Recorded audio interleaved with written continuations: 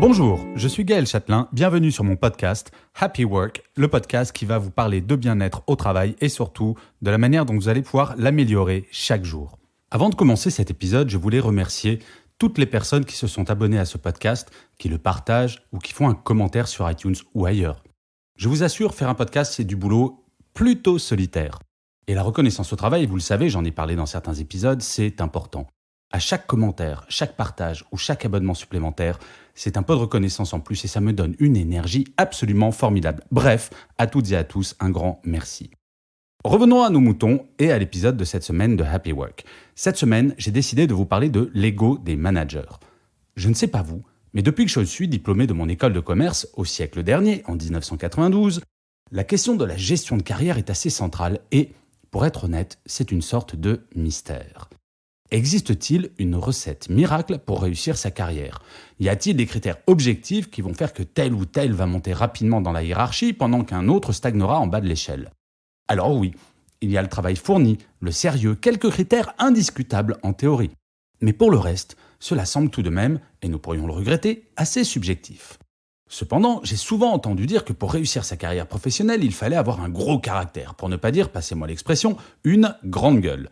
C'est celui qui gueule le plus fort qui obtient ce qu'il veut. La règle semble simple.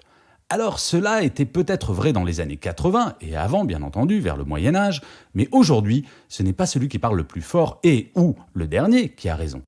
Une sorte de savoir-vivre en entreprise s'installe petit à petit. Je ne dis pas qu'il n'existe pas ici ou là quelques spécimens de gueulards invétérés, mais croyez-moi, ils appartiendront bientôt à la catégorie des espèces disparues et je pense que cette disparition-là, pour le bien-être commun, personne ne s'en plaindra. Aujourd'hui, en entreprise, avoir du caractère, c'est au contraire vouloir et savoir le maîtriser. Sans parler de se mettre en retrait, un manager doit mettre son ego dans sa poche. Paradoxal, non ? Pour se faire remarquer, mieux vaut se faire discret. Vous ne me croyez pas ? Alors, je vais prendre l'exemple d'un manager à l'ego surdimensionné. Appelons-le Bob. Quel hasard ? Bob, comme le héros de mon livre « Mon boss est nul mais je le soigne ». Oui, ok, c'est pas un hasard. Ce personnage, pour vous la faire courte, est le pire manager de la planète entreprise. Vous pensez à un défaut ? Ne cherchez pas, il l'a. Il y aurait les Jeux Olympiques du mauvais manager, il aurait sans aucun contexte toutes les médailles. Bref, voyons les conséquences d'avoir et d'exprimer cet ego surdimensionné. En premier, Bob a une créativité en berne. Bob se pense génial. Ok, il l'est peut-être, mais s'il ne confronte jamais ses idées aux autres, probable qu'elles finissent par tourner en rond, ou de ne pas voir que ses idées sont améliorables grâce à des regards extérieurs. Prenez l'exemple de Steve Jobs et de Steve Wozniak, deux génies absolus selon moi. Le premier, Steve Jobs, selon sa bio, avait un ego surdimensionné.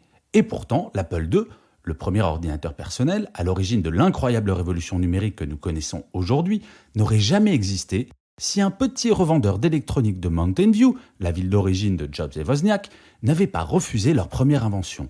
Cette première invention, c'était une simple carte mère qui pouvait se connecter à une télévision. Il y avait un clavier, il y avait absolument tout ce qu'il faut. Eh bien, ce petit revendeur d'électronique a refusé pour exiger que cette carte mère soit protégée par quelque chose qui permette également d'utiliser l'ordinateur en ne faisant que le brancher. Si Steve Jobs était resté dans son coin ou s'il avait méprisé la demande du petit revendeur avec son ego surdimensionné, Apple n'existerait tout simplement pas aujourd'hui. Eh bien, quand Bob a une idée, il aurait tout à gagner à la partager afin de voir si elle n'est pas améliorable. Et au lieu de sortir un Apple 0 qui finirait dans les cartons, il ne peut pas passer directement à l'Apple 2. Créer seul n'existe pas si l'on souhaite optimiser une idée et avoir une idée efficace. Le deuxième point, c'est que Bob vit dans une frustration permanente. L'ego de Bob fait qu'il ne comprend pas pourquoi plus de monde ne lui dit pas à quel point il est génial, notamment ses collaborateurs et ses collaboratrices. Bien.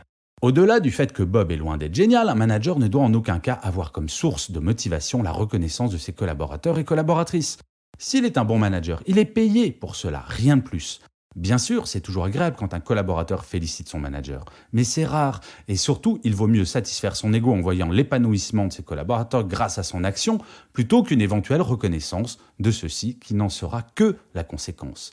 Être manager, et je sais très bien que ce que je vais dire n'est pas vraiment politiquement correct, c'est comme être parent. Alors je parle à celles et ceux qui ont des adolescents à la maison.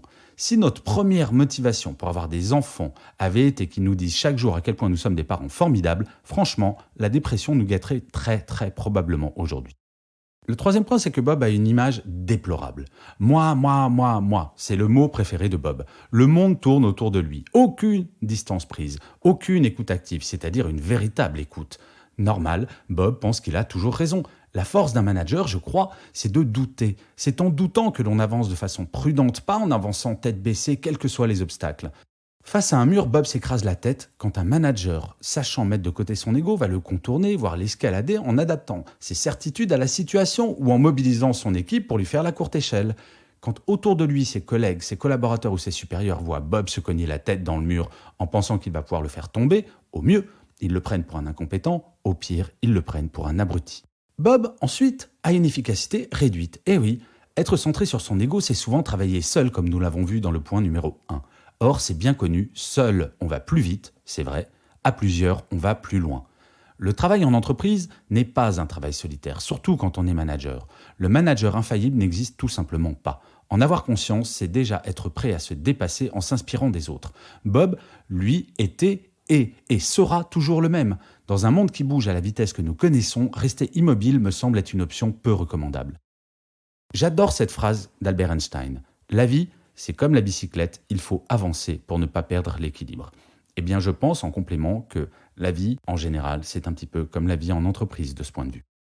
Le cinquième point, c'est que Bob a une équipe totalement démobilisée. Les succès de son équipe sont les siens et les échecs de son équipe sont les leurs. Voilà la vision de Bob concernant les performances de son équipe. Ayant un ego surdimensionné, c'est logique. J'ai connu quelques spécimens de la sorte. Le résultat, sachant que quoi qu'ils fassent, les collaborateurs n'obtiendront aucune reconnaissance de la part de leur management, ils se démobilisent, voire démissionnent. Le rôle d'un manager est de valoriser dès que cela est possible le travail de ses équipes, quitte à ne jamais se mettre en avant. C'est seulement ainsi que les collaborateurs seront non seulement motivés, mais, petit cadeau bonus, seront loyaux envers leur manager. Croyez-moi, si l'un des collaborateurs de Bob a l'occasion de lui faire un croche-patte plutôt que de lui tendre la main pour qu'il ne tombe pas, il ne s'en privera pas. Je me rappellerai toujours ce que m'a dit l'un des patrons de TF1 lorsque j'étais jeune manager dans cette entreprise. Il m'a dit, c'était à une machine à café, en me regardant droit dans les yeux, « Gaël, tu seras un bon manager quand tu auras compris que tous les succès de ton équipe sont les leurs et tu dois les mettre dans la lumière et tous leurs échecs seront les tiens et tu devras les assumer. » Je trouve ce résumé assez juste, en tout cas, moi, il m'a marqué. En conclusion, l'ego est mauvais conseiller pour un manager. Ce dernier est entre le marteau et l'enclume, je le sais bien, entre ses collaborateurs et entre les désirs de l'entreprise. Il se doit de servir les deux sans jamais mettre ses intérêts propres en premier. Ok, j'entends certains d'entre vous dire « Ouais, en gros, faut être un saint pour être un manager ». Eh bien non, nul n'est parfait. Nous sommes tous un petit peu Bob chaque jour et chaque semaine. Faire preuve d'une totale abnégation me semble être illusoire. Cependant, être conscient de ses propres travers permet également de progresser vers plus de performance et de qualité en termes de management. Mais pas que. En effet, ce qui s'applique à Bob le manager s'applique en grande partie à l'ensemble des collaborateurs d'une entreprise, manager ou manager.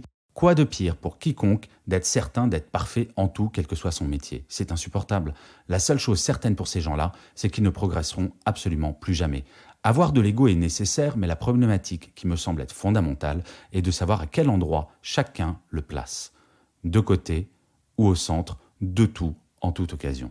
Alors, et vous, votre ego, il va bien? Je vous remercie 1000 fois d'avoir écouté cet épisode de Happy Work. Je vous dis à la semaine prochaine et d'ici là, prenez soin de vous.